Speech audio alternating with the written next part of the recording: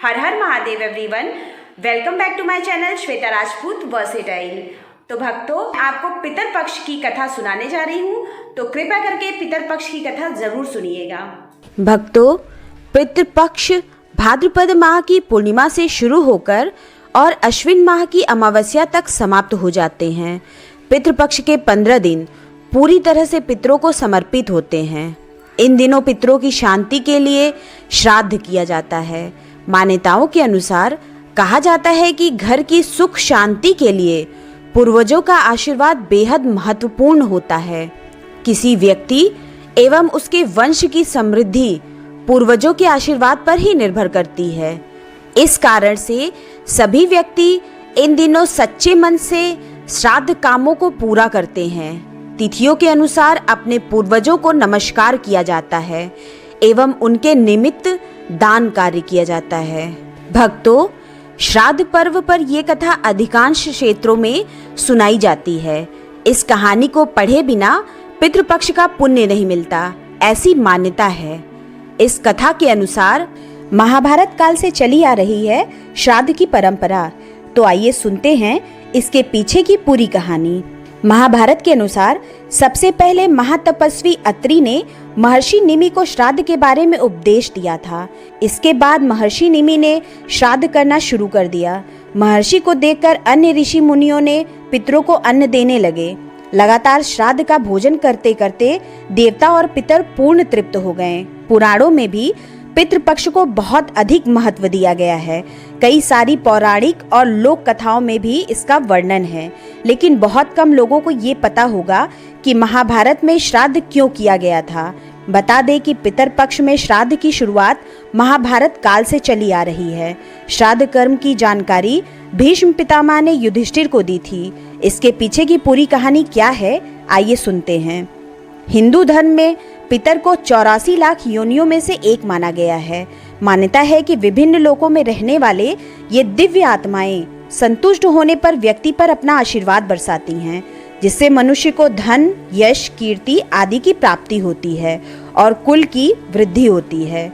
इस तरह से देखें तो पितृपक्ष के दौरान किया जाने वाला श्राद्ध पूर्वजों के प्रति अपनी श्रद्धा और कृतज्ञता को व्यक्त करने का माध्यम है, जिससे प्रसन्न होकर पितर सुख समृद्धि प्रदान करते हैं। पितर पक्ष में पितरों के लिए किए जाने वाले श्राद्ध के बारे में मान्यता है कि इसकी शुरुआत महाभारत काल में हुई थी।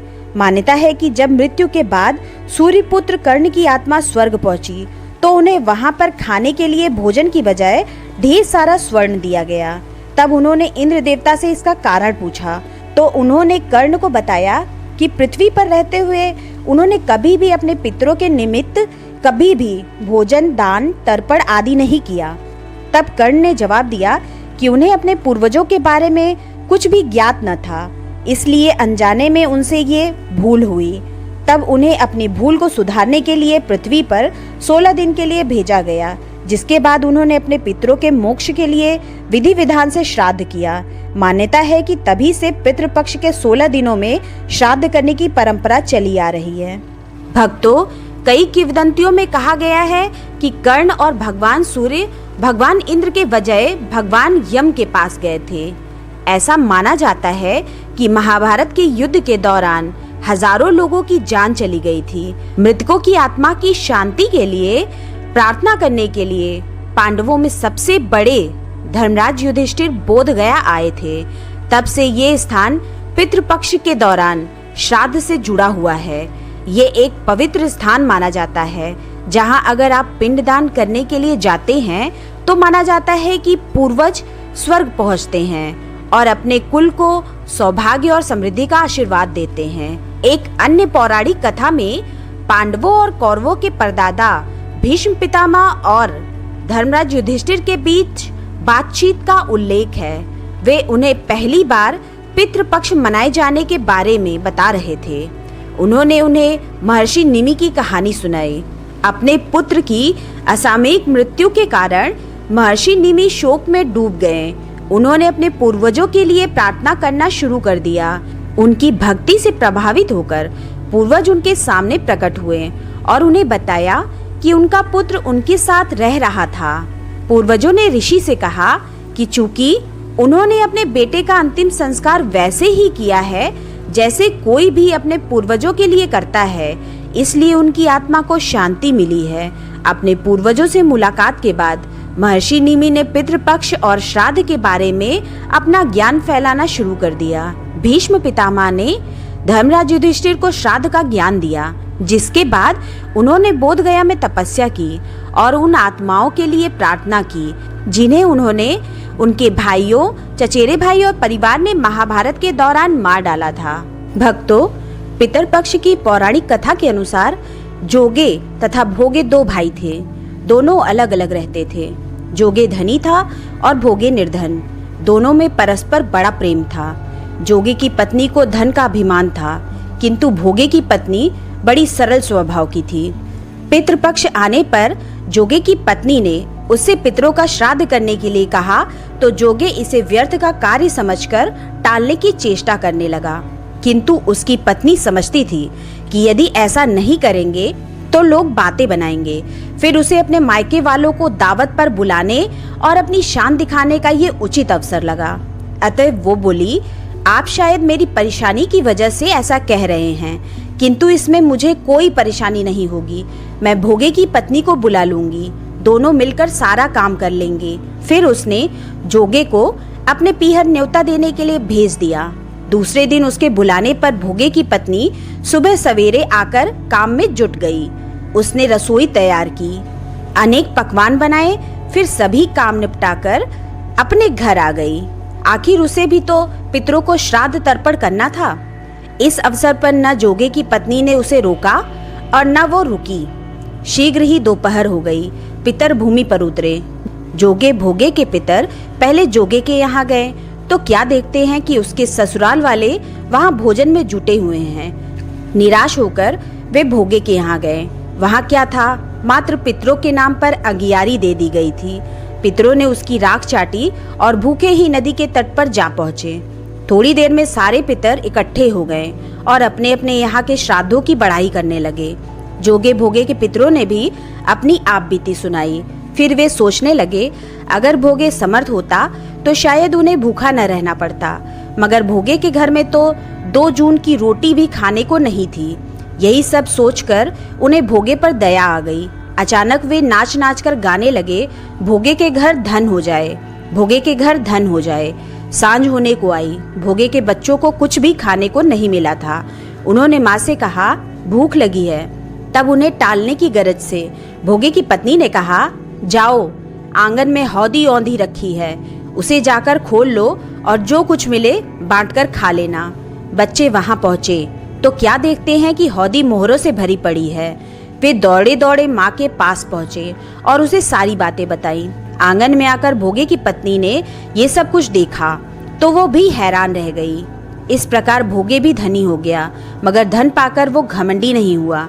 दूसरे साल का पितर पक्ष आया। श्राद्ध के दिन भोगे की स्त्री ने 56 प्रकार के व्यंजन बनाए। ब्राह्मणों को बुलाकर श्राद्ध किया, भोजन कराया, दक्षिणा दी। जेठ जेठानी को सोने चांदी के बर्तनों में भोजन कराया।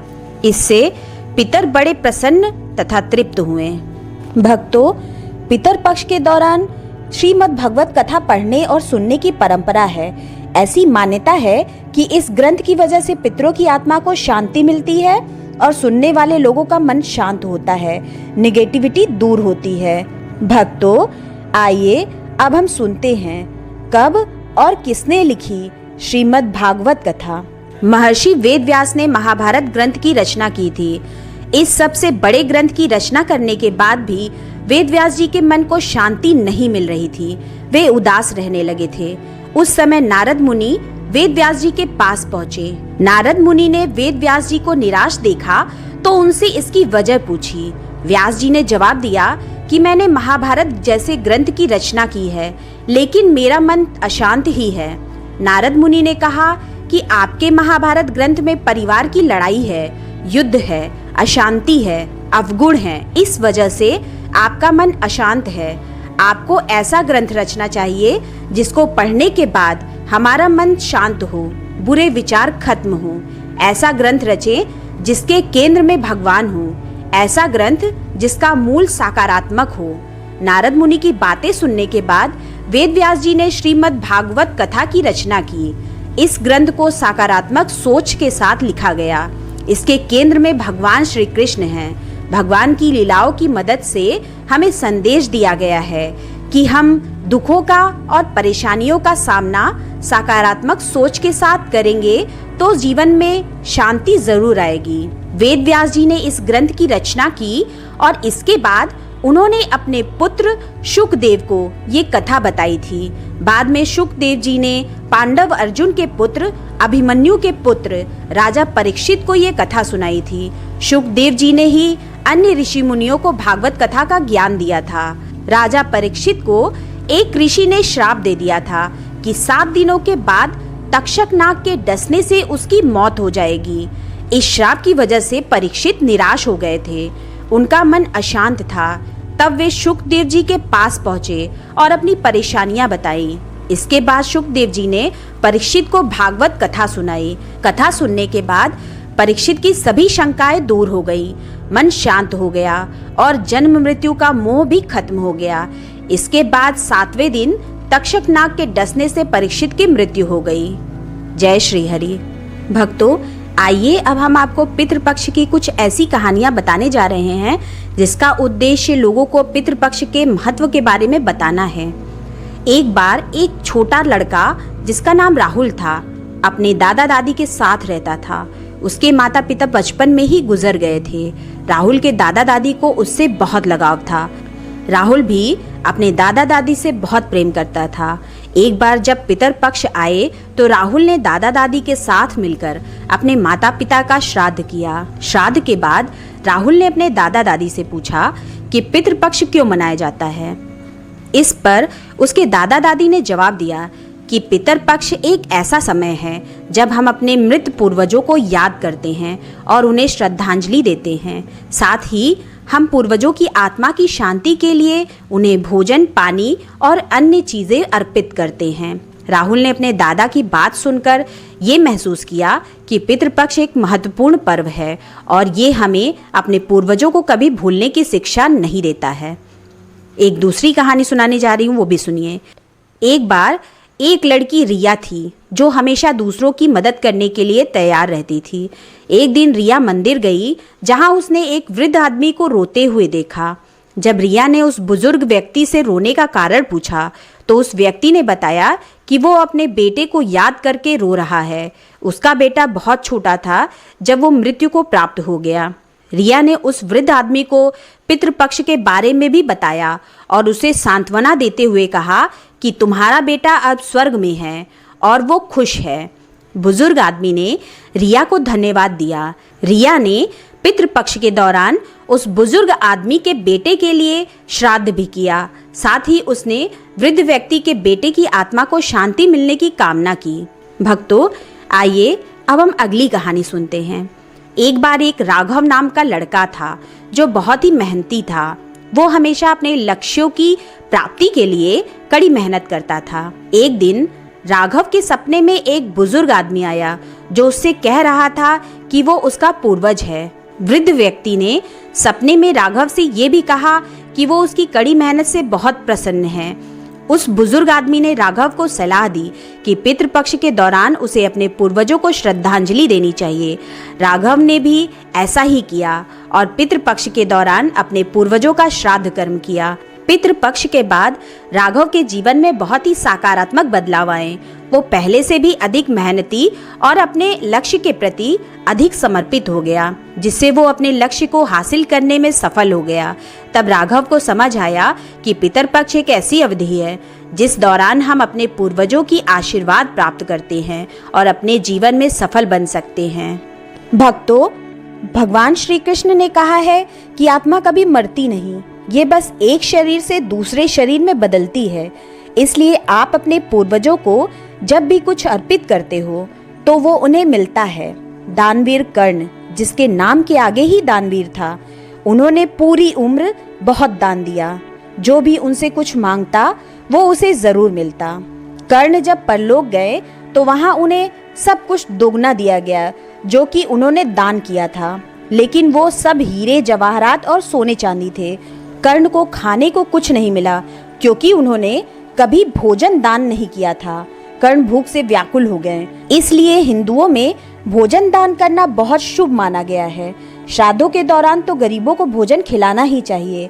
इसके जरिए हमारे पूर्वजों को सीधे ये पहुंच जाता है। कहा जाता है कि इन दिनों यमराज की आज्ञा से आत्माएं जमीन पर आती हैं और अपने वंशजों की ओर से अर्पित किए गए भोजन का भोग करती हैं। भक्तों, पितृपक्ष में अधिकांश लोग अपने घर पर ही ब्राह्मणों को भोजन करवाकर अपने पूर्वजों का श्राद्ध करते हैं, लेकिन कुछ लोग ऐसे भी हैं जो कि तीर्थ स्थानों पर जाकर अपने पितरों के लिए पिंडदान करते हैं और वहां उनका श्राद्ध करते हैं।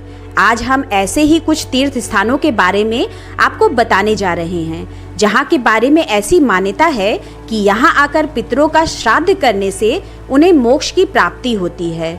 हर साल अश्विन मास के कृष्ण पक्ष प्रतिपदा से अमावस्या तक के 15 दिनों को पितृपक्ष कहा जाता है और ये समय सिर्फ पितरों के पूजन और तर्पण के लिए सुनिश्चित होता है। कहा जाता है कि इस समय पूर्वजों के स्मरण से न केवल उनकी आत्मा को तृप्ति मिलती है, बल्कि वे संतुष्ट होकर आशीर्वाद भी देते हैं। भक्तों, तो आइए ऐसे धाम के बारे में बताते हैं जहां पर पितर पक्ष में श्राद्ध व तर्पण करने से न केवल पितर संतुष्ट होंगे, बल्कि सुख समृद्धि धन व ऐश्वर्य से भर देंगे घर। वैदिक परंपरा और हिंदू मान्यताओं के अनुसार पितरों के श्राद्ध के लिए श्रद्धा से श्राद्ध करना एक महान और उत्कृष्ट कार्य है। मान्यता के मुताबिक एक पुत्र का जीवन तभी सार्थक माना जाता है जब वो अपने जीवन काल में जीवित माता पिता की सेवा करे और उनके मरने के बाद उनका विधिवत श्राद्ध करे। अश्विन कृष्ण पक्ष प्रतिपदा से अश्विन महीने की अमावस्या तक के समय को पितृपक्ष या महालया पक्ष कहा जाता है। मान्यता के अनुसार पिंडदान से मरने वाले व्यक्ति को मोक्ष की प्राप्ति होती है। ऐसे तो देश में हरिद्वार, गंगा सागर, कुरुक्षेत्र, चित्रकूट, पुष्कर सहित कई स्थानों में भगवान पितरों को श्रद्धा पूर्वक किए गए श्राद्ध से मोक्ष प्रदान करते हैं। लेकिन गया में किए गए श्राद्ध की महिमा का गुणगान तो भगवान राम ने भी किया है। कहा जाता है कि भगवान राम और माता सीता ने भी राजा दशरथ की आत्मा की शांति के लिए गया में ही पिंडदान किया था। आचार्यों के मुताबिक लोगों में यह आम धारणा है कि एक परिवार में से कोई एक व्यक्ति ही गया करता है। गया करने का मतलब है कि गया में पितरों को श्राद्ध करना, पिंडदान करना। गरुड़ पुराण में लिखा गया है कि गया जाने के लिए घर से निकलने पर चलने वाले एक एक कदम पितरों को स्वर्ग की ओर ले जाने के लिए एक एक सीढ़ी की तरह बनते हैं। गया को विष्णु का नगर माना गया है। ये मोक्ष की भूमि कहलाती है। विष्णु पुराण और वायु पुराण में भी इसकी चर्चा की गई है। विष्णु पुराण के मुताबिक गया में पिंडदान करने से पूर्वजों को मोक्ष मिल जाता है और उन्हें स्वर्ग में वास मिलता है। माना जाता है कि गया में स्वयं विष्णु पितृ देवता के रूप में मौजूद हैं, इसलिए इसे पितृ तीर्थ भी कहा जाता है। पौराणिक मान्यताओं के अनुसार भस्मासुर के वंश में गयासुर नामक राक्षस ने कठिन तपस्या कर ब्रह्मा जी से वरदान मांगा था कि उसका शरीर देवताओं की तरह पवित्र हो जाए और लोग उसके दर्शन मात्र से पाप मुक्त हो जाएं। इस वरदान के मिलने के बाद स्वर्ग की जनसंख्या बढ़ने लगी और प्राकृतिक नियम के विपरीत घटनाएं होने लगी। लोग बिना भय के पाप करने लगे और गयासुर के दर्शन से पाप मुक्त होने लगे। इससे बचने के लिए देवताओं ने यज्ञ के लिए पवित्र स्थल की मांग गयासुर से मांगी। गयासुर ने अपना शरीर देवताओं के यज्ञ के लिए दे दिया। जब गयासुर लेटा तो उसका शरीर पंचकोश में फैल गया। यही पंचकोश की जगह आगे चलकर गया बनी। परंतु गयासुर के मन से लोगों को पाप मुक्त करने की इच्छा नहीं गई और फिर उसने देवताओं से वरदान मांगा कि ये स्थान लोगों को मुक्ति देने वाला बना रहे। जो भी लोग यहाँ पर किसी का तर्पण करने की इच्छा से पिंडदान करें, उन्हें मुक्ति मिले। यही कारण है कि आज भी लोग अपने पितरों को तारने के लिए पिंडदान के लिए गया आते हैं। गया के बाद जाने पुष्कर के बारे में। यहाँ आकर ब्रह्म सरोवर में डुबकी लगाना और अपने पितरों के लिए पूजा अर्चना करने का सौभाग्य जिसे मिल गया, उसका जीवन संवरते देर नहीं लगती। जयपुर से 150 किलोमीटर पर बसा पुष्कर, जहाँ कदम रखते ही मन एक अनोखी शांति से भर जाता है। जहां पहुंचकर न केवल परमपिता ब्रह्मा के इकलौते मंदिर के दर्शनों का सौभाग्य मिलता है, बल्कि दूर तक फैले पवित्र ब्रह्म सरोवर के दर्शन से भक्तों को मिल जाता है मोक्ष। पुष्कर के इस ब्रह्म सरोवर के बारे में कहा जाता है कि इस सरोवर में लगाई गई एक डुबकी जन्म जन्मांतर के चक्र से मुक्ति दे देती है और जीवन में सुख समृद्धि से भर देती है। पुष्कर आने के पीछे हर किसी की ये प्रबल इच्छा होती है कि वो एक बार पवित्र ब्रह्म सरोवर के दर्शन करे, और यही ब्रह्म पूजा का शास्त्रीय विधान भी है। वो इसलिए ताकि हर श्रद्धालु उस स्थान को नजदीक से देख सके जहां से जीवन की उत्पत्ति हुई थी।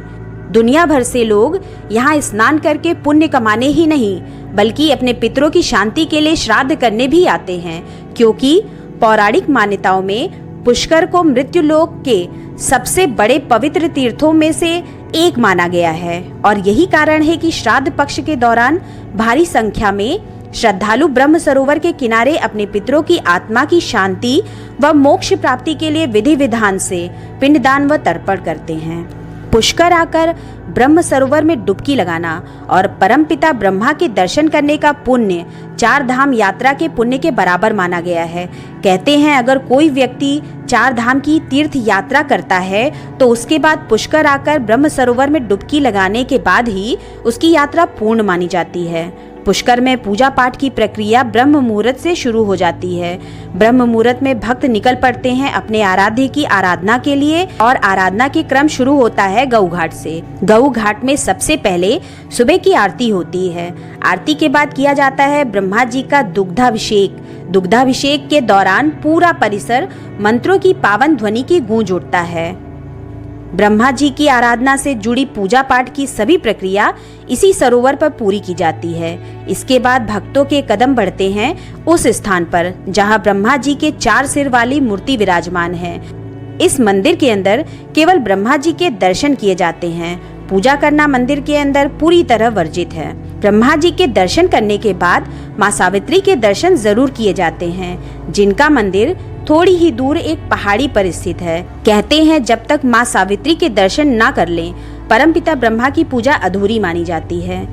भक्तों, वाराणसी में बना है माँ लक्ष्मी का ये पावन धाम।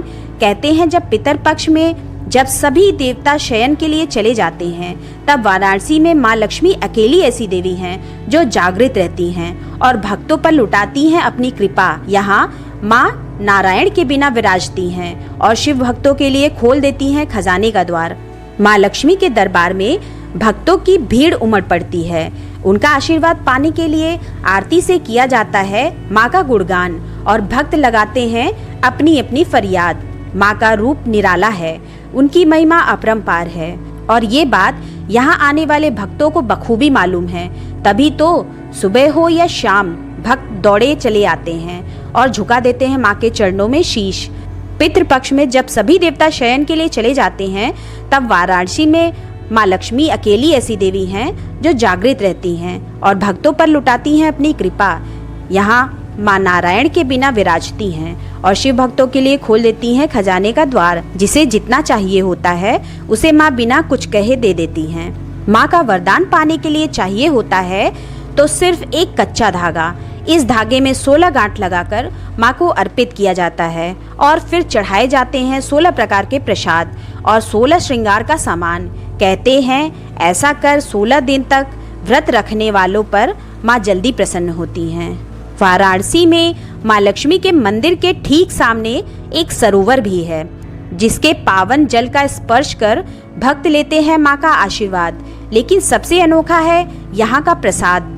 पूजा के बाद भक्त प्रसाद के रूप में माँ का मुखौटा खरीद कर घर ले जाते हैं और 16 दिन तक करते हैं पूजा। मान्यता है कि ऐसा करने से सभी मनोकामनाएं पूरी हो जाती हैं। पितृपक्ष के पूरे 16 दिन काशी में माँ लक्ष्मी के मंदिर में भक्तों की भारी भीड़ उमड़ती है। कहते हैं इन 16 दिनों में जिसने माँ के आगे मत्था टेक दिया, उसे फिर कहीं और जाने की जरूरत नहीं रहती।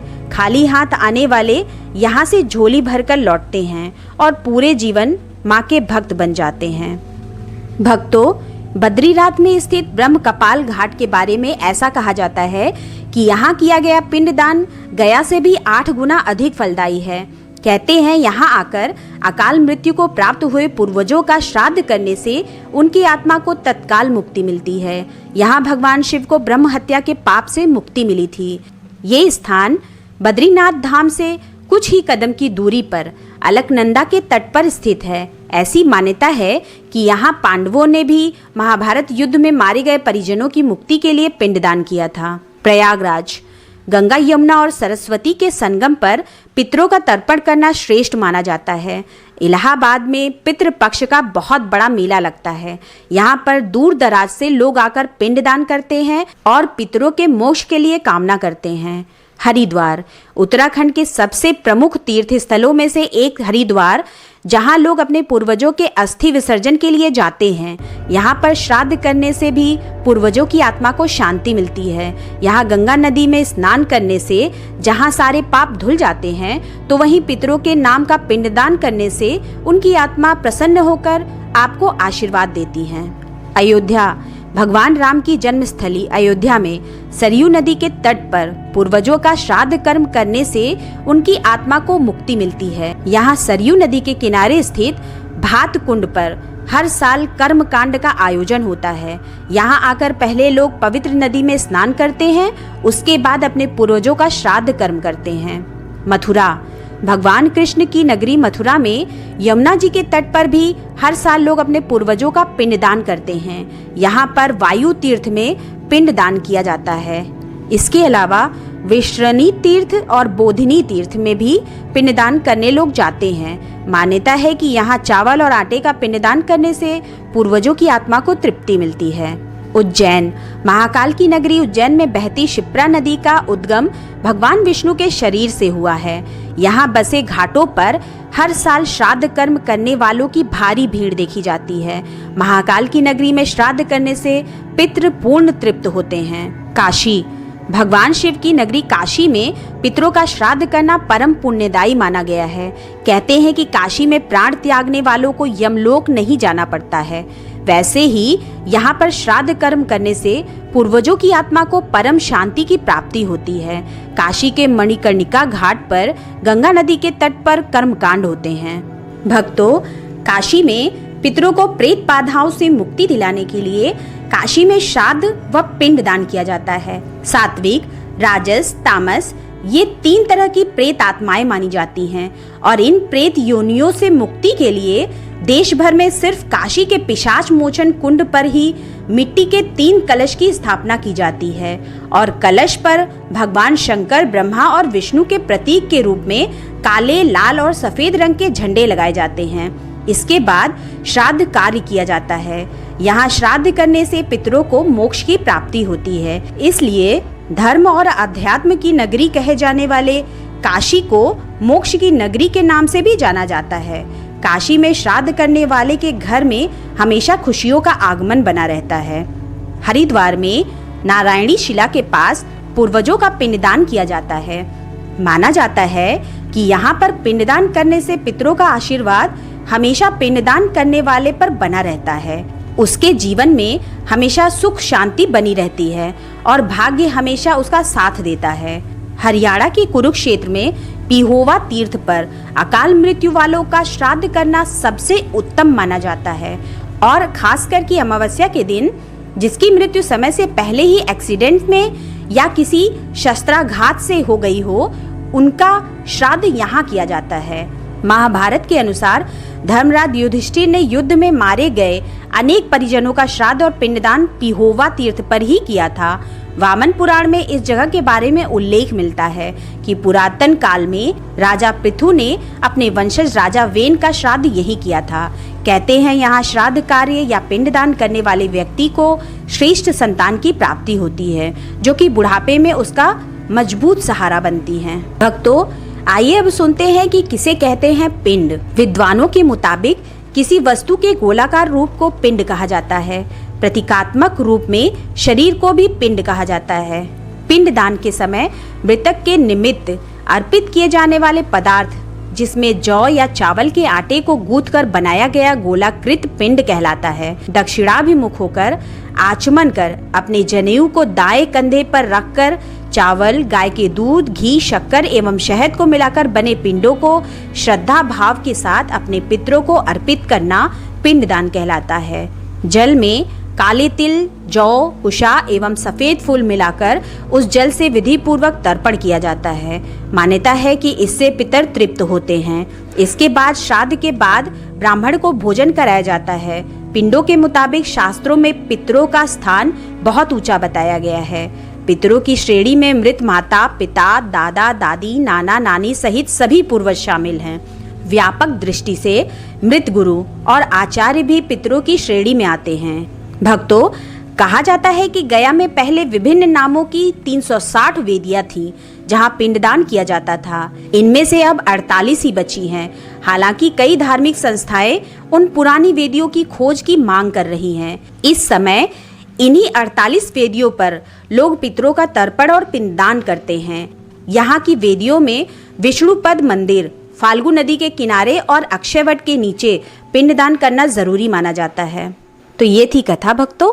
आपको ये कथा कैसी लगी? अगर कथा अच्छी लगी हो तो मेरे चैनल को सब्सक्राइब कर ले और बेल आइकन प्रेस करना बिल्कुल ना भूले, जिससे मेरे आगे आने वाली लेटेस्ट वीडियो की नोटिफिकेशन आपको तत्काल मिल सके। मेरे वीडियो को लाइक एंड कमेंट्स भी करें। मेरे वीडियो को अपने फेसबुक, व्हाट्सएप, इंस्टाग्राम पर शेयर करना बिल्कुल ना भूले। तो मैं अपना वीडियो यहीं समाप्त करती हूँ। मिलते हैं नेक्स्ट वीडियो में। तब तक के लिए जय श्री हरि।